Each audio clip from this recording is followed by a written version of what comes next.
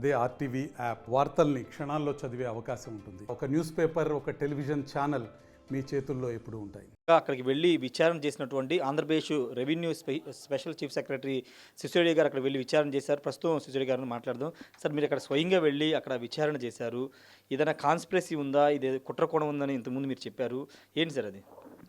అది కావాలని దగ్ధం చేసినటువంటి మా ప్రిలిమినరీ ఎంక్వైరీలో అదే రుజువు అయింది. ఇది షార్ట్ సర్క్యూట్ వలన కానీ, బయట నుంచి ఎవడో జనాలు వచ్చి తగలపెట్టడం కానీ, లేకపోతే ఒక యాక్సిడెంటల్గా అక్కడ కావడం కానీ జరగలేదు.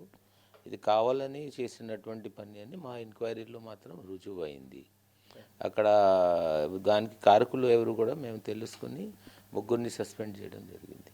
అంటే గౌతమ్ పాత్ర మీద మొదటి నుంచి అనుమానాలు వస్తున్నాయి. అతను ముందు రోజు ఆఫీస్లో ఉండడం, అక్కడ కొంత రెక్కి నిర్వహించడం చేశారని చెప్తున్నారు. అతని రోల్ ఎంతవరకు ఉంటుంది?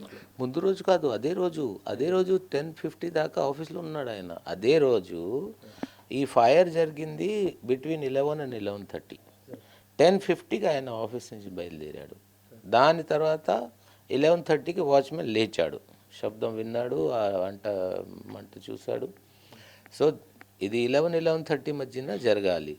ఆయన వెళ్ళిన ఒక 15 నిమిషాలకి 20 నిమిషాలకి అది జరిగింది. ఆయనే అక్కడ అది మోటార్ ఆయిల్ పెట్టడం జరిగింది. అక్కడ మస్కిటో స్టిక్ బర్న్ చేయడం జరిగింది. మస్కిటో స్టిక్ బర్న్ అంటే 20-25 నిమిషాలు అది బర్న్ అవుతూ ఉంటుంది. సో అది డెలిబరేట్గా దాన్ని తగిలించి తర్వాత వెళ్ళిపోయి ఉంటాడు. 15-20 నిమిషాలు మంటలు చెలరేగినాయి.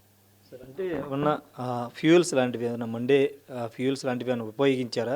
ఎందుకంటే షార్ట్ సర్క్యూట్ కాదని ఆల్రెడీ ఎనర్జీ డిపార్ట్మెంట్, విద్యుత్ శాఖ వాళ్ళు చెప్తున్నారు కాబట్టి ఏదైనా ఫ్యూయల్స్ లాంటివి ఉపయోగించారు దీనికి? అదే 7 లీటర్లు ఇంజిన్ ఆయిల్ తీసుకొచ్చి పెట్టాడు, అది కాలిపోయింది అంటున్నాడు. 100% అది ఆ అగ్గిని ఎక్సిలరేట్ చేయడానికి అదే వాడి ఉంటాడని మా గట్టి నమ్మకం. సరే, మురళి కానీ ఇంతకుముందు పనిచేసిన ఆర్డీఓ మురళి కానీ ఇప్పుడు హరిప్రసాద్ కానీ వాళ్ళని ఎందుకు సస్పెండ్ చేశారు? వాళ్ళ పాత్ర దీంట్లో ఎంతవరకు ఉంది? ఒకటి, అది తప్పుడు ఫైల్స్ ఇవన్నీ అంతా గందరగోళాలు. తర్వాత ల్యాండ్ మీద ఉన్నటువంటి ఆ రోజు వచ్చిన కంప్లైంట్స్ చూస్తే ఈయన చాలా వరకు ఇది కరప్షన్కి పాల్పడ్డారు. తర్వాత ఆయన అదే రోజు సండే రోజు అక్కడ మదనపల్లి వచ్చి గౌతమ్తో మాట్లాడడం జరిగింది. తర్వాత ఆయన కాలంలోనే ఎక్కువ తప్పుడు ఫైల్స్ సర్క్యులేట్ చేయడం జరిగింది కాబట్టి ఆయన పాత్ర ఉంటుంది మేము నమ్ముతున్నాం కాబట్టి సస్పెండ్ చేశాం.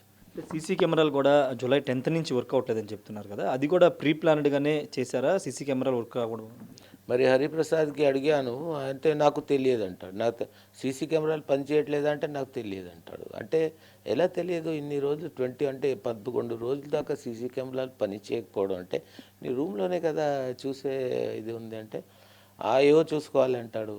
తర్వాత ఇలా బాగా నెగ్లిజెన్స్, అసలు సీసీ కెమెరాలు ఉంటే అసలు ఈ ఫైర్ జరిగేది కాదని మేము గట్టిగా నమ్ముతున్నాం.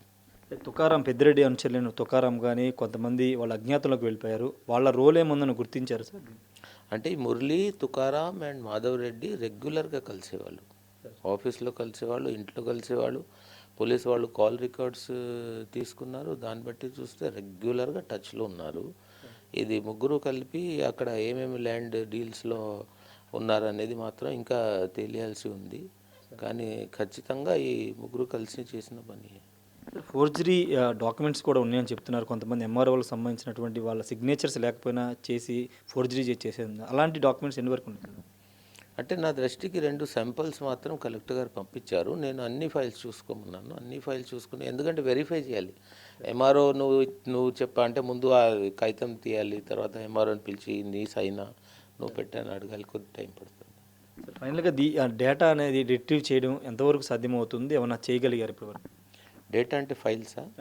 ఫైల్స్ రిట్రీవ్ చేయగలుగుతాం, బికాజ్ ఇది కరెంట్ ఫైల్స్ కాబట్టి దానికి కౌంటర్ పార్ట్ ఎంఆర్ఓ ఆఫీస్లో ఉండాలి, కలెక్టరేట్లో ఉండాలి. ఏదో ఒక రిపోర్ట్ వచ్చింది, ఏదో ఒక రిపోర్ట్ పోయింది. ఇది ఇంటర్మీడియట్ కదా, సో అక్కడి నుంచి కింద తీసుకుంటే మనకి ఇప్పుడు ఆర్సీ నెంబర్ ఉంటుంది కదా, దాన్ని బట్టి తెలుసుకోవచ్చు. అంటే ఇప్పుడు వరకు అధికారులని విచారణ చేశారు. బ్యాక్గ్రౌండ్ పొలిటికల్ లీడర్స్ ఎవరున్నారని ఈ ఇన్వెస్టిగేషన్ ఏమైనా తెలిసింది? అదే వీళ్ళిద్దరూ ఉన్నారని చెప్తున్నారు కదా, తుకారాం, మాధవ్ రెడ్డి. మీరు ప్రభుత్వానికి ప్రిలిమినరీ రిపోర్ట్ ఇచ్చారు కదా సార్, దాంట్లో అన్ని విషయాలు మెన్షన్ చేశారు. అన్ని విషయాలు mention చేశారు. సార్ ఖచ్చితంగా ప్రిలిమినరీ రిపోర్ట్లో అన్ని విషయాలు మెన్షన్ చేశామని సిసిఐడి సార్ చెప్తున్నారు. ఏదైనప్పటికీ ఈ ఘటనకు సంబంధించి ఆ రోజు అంటే 10వ తారీఖు సీసీ కెమెరాలు పనిచేయకపోవడం, ఆ రోజు గౌతమ్ ఇంజనీర్ ఫ్యూయల్ తీసుకురావడం ఇవన్నీ కూడా ఒక ప్లాన్ ప్రకారమే జరిగిందని కూడా చెప్తున్నారు. ఖచ్చితంగా విచారణ పూర్తి స్థాయిలో జరిగిన తర్వాత ఇంకెంతమంది అధికారుల పాత్ర ఉందనే దానిపైన వివరాలు తెలుస్తాయని చెప్తున్నారు. Camera person విజయ్తో Rayesh RTV AP సచివాలయం నుండి. మరిన్ని వీడియోస్ కోసం ఛానల్ ని సబ్స్క్రైబ్ చేయండి, లేటెస్ట్ అప్డేట్స్ కోసం వాట్సాప్ ఛానల్ ని ఫాలో చేయండి అండ్ లింక్ డిస్క్రిప్షన్ లో ఉంది.